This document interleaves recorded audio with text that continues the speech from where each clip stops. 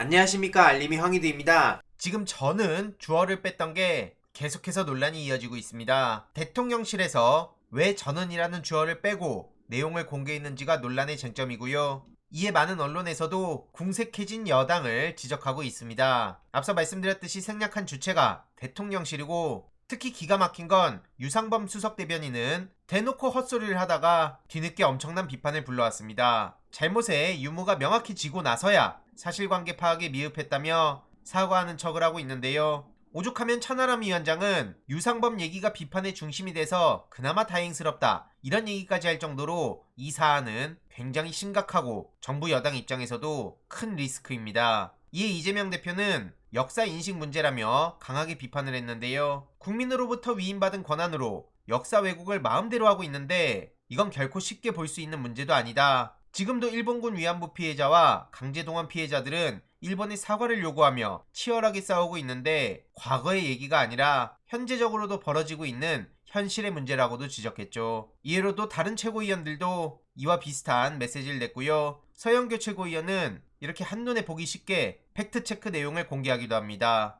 이런 상황을 두고 이재명 대표는 정부의 조직적 범죄라고 규정했는데요. 정부가 작성하는 문서들은 결코 가볍게 볼 수 없는데 허위 작성할 경우 작성자 형사처벌을 담보한다는 겁니다. 정부가 쓰는 공식 문서에 허위 내용을 기재하는 건 차원이 다른 중대범죄란 거고요. 그래서 진상조사, 법적 조치 꼭 필요하지 않을까, 이런 생각이라고 밝힌 겁니다. 이런 와중에 여당에선 택도 없이 김대중 전 대통령을 끌어오고 있는데요. 여기서 또 김대중 오부치 선언 타령하고 있습니다. 최영두 국민의힘 의원은 윤석열 대통령이 김대중 전 대통령 외교에 가장 큰 영감을 얻었다고 빨갛지도 않은 소리를 하고 있습니다.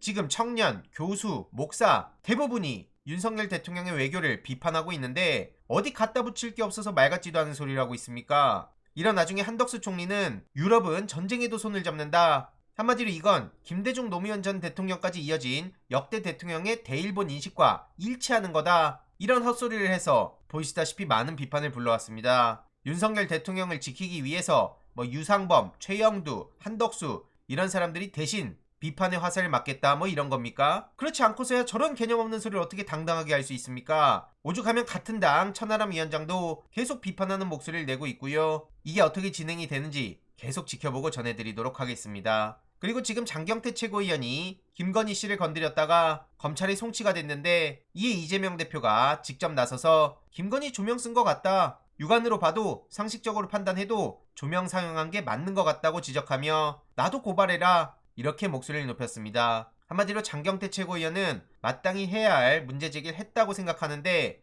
이걸 두고 고발당한 게 기가 막히단 거고요. 영상을 다시 한번 틀어달라고 하며 영상을 다시 본 이재명 대표는 아무리 봐도 조명 맞는 것 같다, 나도 고발해라, 이렇게 대통령실에 경고를 한 겁니다. 참고로 지금 대통령실은 그저 김건희 씨에 쩔쩔매는 것 같은데요. 최근 넷플릭스 상황 보고 사실에 제2의 국정농단이란 얘기까지 나왔습니다. 예전부터 관저 리모델링 공사, 지인을 의전 비서관에 임명, 대통령실 공식 홈페이지에 개인 사진 도배 등등으로 한참 선 넘었다는 얘기가 나왔고, 이러니 국기문란, 국정농단의 시작 아니냐, 이런 얘기까지 이어질 수밖에 없는 겁니다. 이런 와중에 김건희 씨에 대한 직접 조사 얘기가 슬슬 나오고 있는데 당연히 택도 없는 언플이란 지적이 나오고 있고요.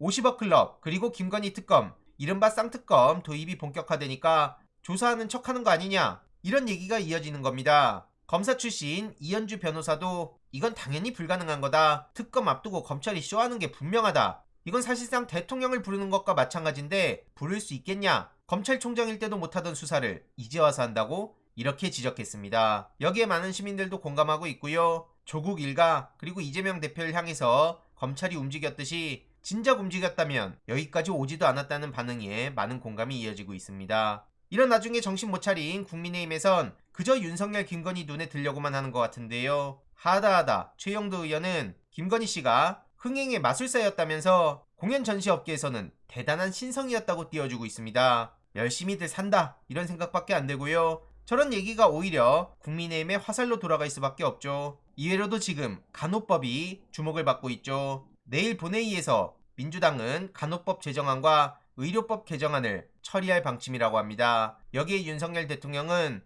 또 거부권을 행사하는 쪽으로 방향을 잡았다고 하는데, 김진표 국회의장이 27일 본회의에선 무조건 간호법 의료법 처리하겠다는 약속을 했다, 이런 얘기가 전해진 만큼 내일 어떤 일들이 벌어지는지 두 눈 부릅뜨고 지켜봐야 된다 생각하고요. 이후로 어떻게 진행되는지 소식 계속 전해드리도록 하겠습니다. 이번 내용도 유익했다면 구독, 좋아요, 알림 설정, 멤버십 가입 정말 큰 힘이 된다는 점 말씀드리고 싶습니다. 주위에 널리 공유 부탁드립니다.